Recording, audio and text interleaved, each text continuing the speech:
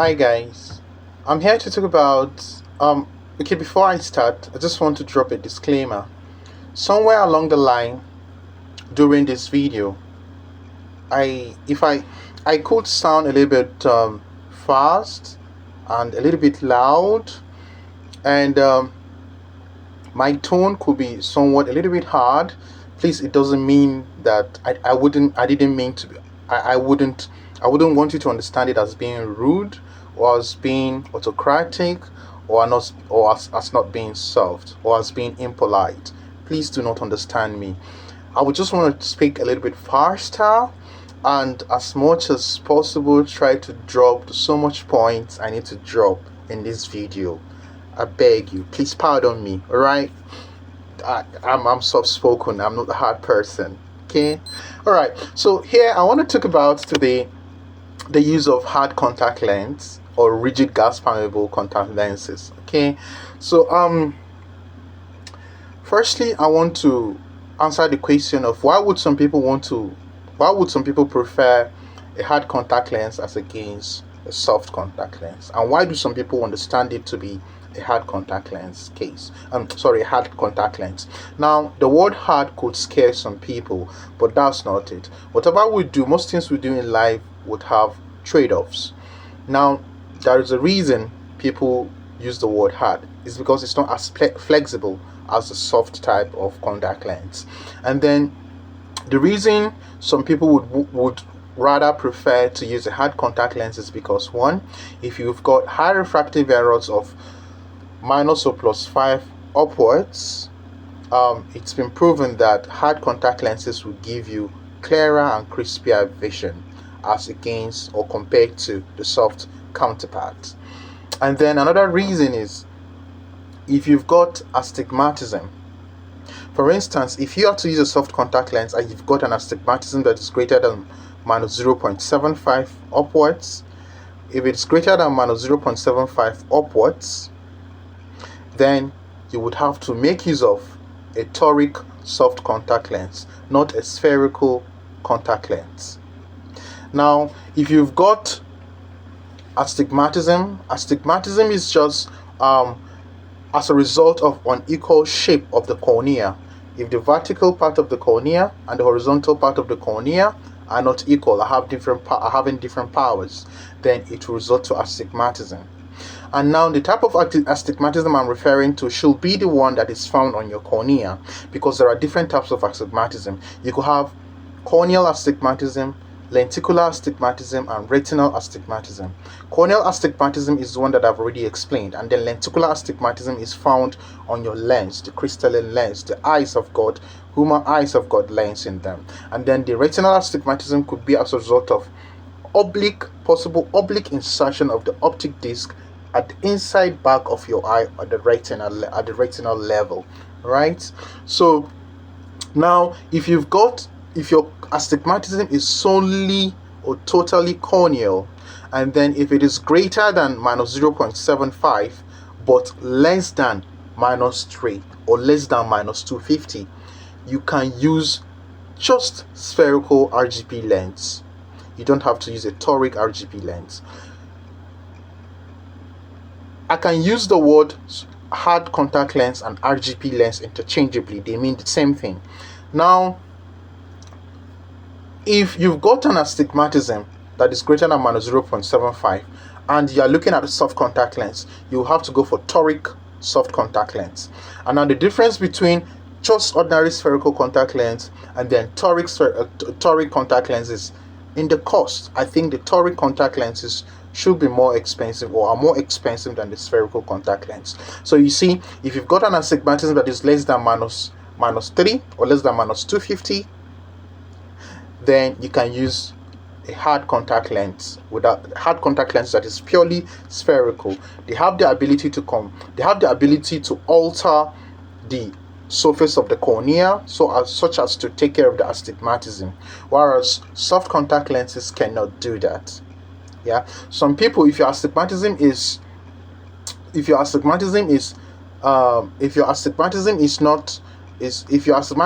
not more than 0.75 what most opticians or contact lens opticians do is they can do a spherical equivalent.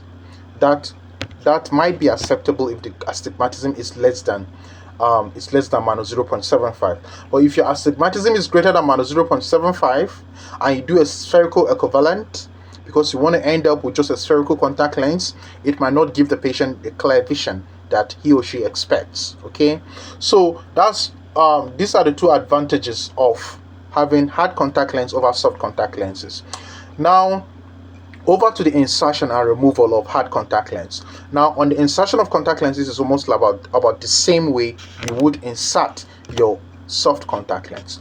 Pick it up on the index of your finger, upside down.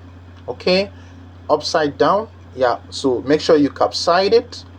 Yeah, facing upwards, and then you've got this if it's on your index finger, these three fingers are free. Approach the eye. There's the eye in regard.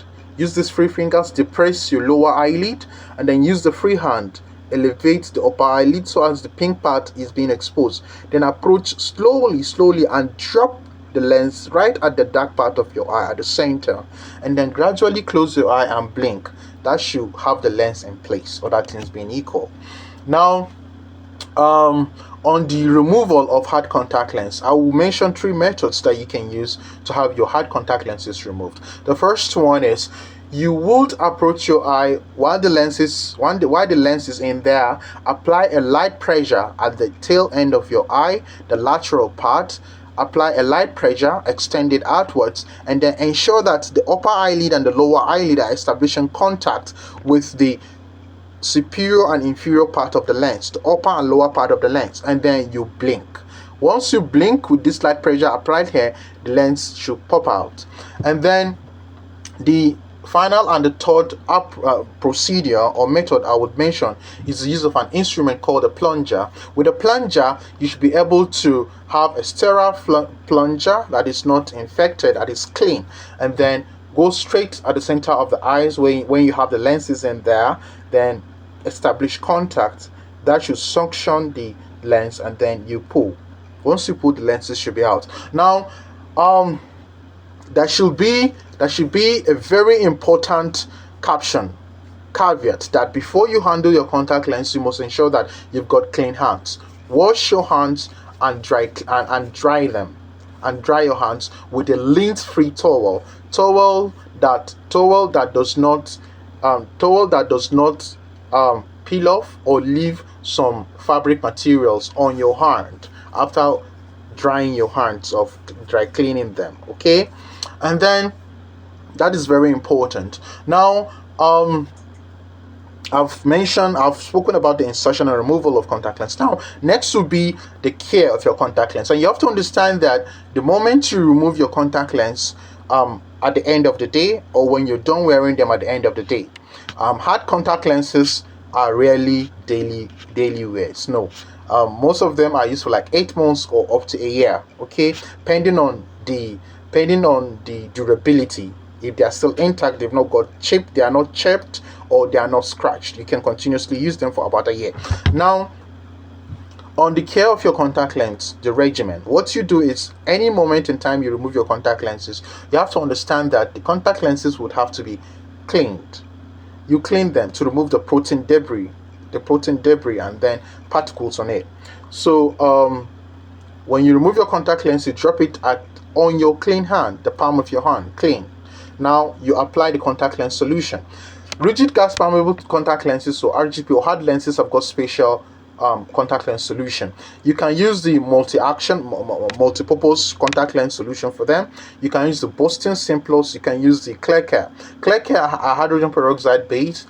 If you want to use the Clear Care, you have to make sure that they have the special case that contains platinum lead that reacts with the hydrogen peroxide over 6 hours period to result to a neutralization reaction that will neutralize the hydrogen peroxide, so as over the period of 6 hours the whole hydrogen peroxide is neutralized to water, then what you do is just to bring out the lens and rinse them with the contact lens solution, with a different contact lens solution, like saline based contact lens solution. So which means if you want to use clear care contact lens solution for your hard contact lenses, you should have a different contact solution that should be for rinsing, that is saline based. All right, so you clean the contact lens. When you clean the contact lens, okay, after cleaning it by rubbing and rinsing, yeah, so you just apply the contact lens solution on the contact lens, and then you apply gently rub in a circular motion. You rub it. After rubbing it, then you rinse.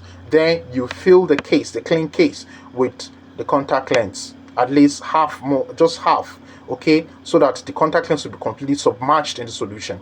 Then you place in the case, and then over a period of 6 hours, if you are using hydrogen peroxide based contact lens solution, then make sure that it's up to 6 hours. Then the next day you bring them out, then you rinse the contact lens. Make sure your hands are always clean. Then you pop them right back in via the method I have taught you. Now this is about the cleaning, disinfecting and rinsing of your contact lens. Now your contact lens case should not last more than 3 months. Now on the care of your contact lens case, you have to use contact lens solution, okay, cleaning or disinfecting based contact lens solution. Clean your contact lens case by gently rubbing the inside of it, and then when you are done, you clean it, and then you rinse it with the contact lens solution.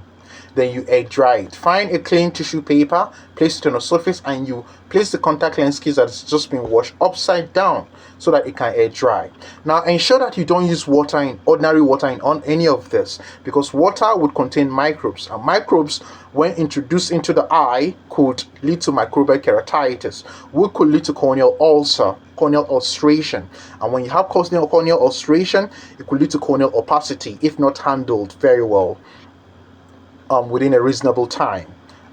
If not, you could have issues of corneal opacity. It could be macular corneal opacity, leukomatous corneal opacity, or nubular corneal opacity. And then you start talking about corneal transplantation. All right, so you want to avoid any of those, okay? And then it's important you don't sleep on your contact lens, you don't swim on them, and you don't shower on them.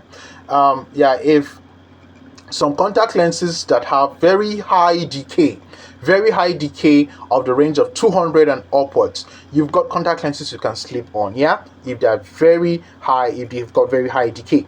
Now decay has to do with the oxygen permeability. How much oxygen can the contact lens allow to because your cornea needs oxygen to breathe and to respire. So if you have contact lenses on them, it's better the contact lens is permeable to oxygen, and then decay determines how much oxygen it can allow. Then you talk about decay over T. Decay over T has to do with the thickness of the lens. So the thinner, the better. Yeah, the thinner, the better. So this is about the insertion, removal, care of the contact lens solution, care of the contact lens case. So this is about it, right? You've got different types of contact lens solution you can use for your hard contact lenses. You could use the Boston Simplus, which is a cleaning, disinfecting, and rinsing contact lens solution. It does contain a conditioner as well. You could have multi-action contact lens solution. You can use it for your hard contact lenses. You also have the Boston Advanced contact lens solution. Okay, so that one can rinse, it can disinfect, and as well it can clean. All right, so it's just for you to understand the basis of a contact lens solution. And some contact lens solution will contain silica silica, so hard particles to help clean the contact lenses more properly. All right, so that is it about contact lens solution, and then why you would prefer to use one contact lens over the other. Bye guys.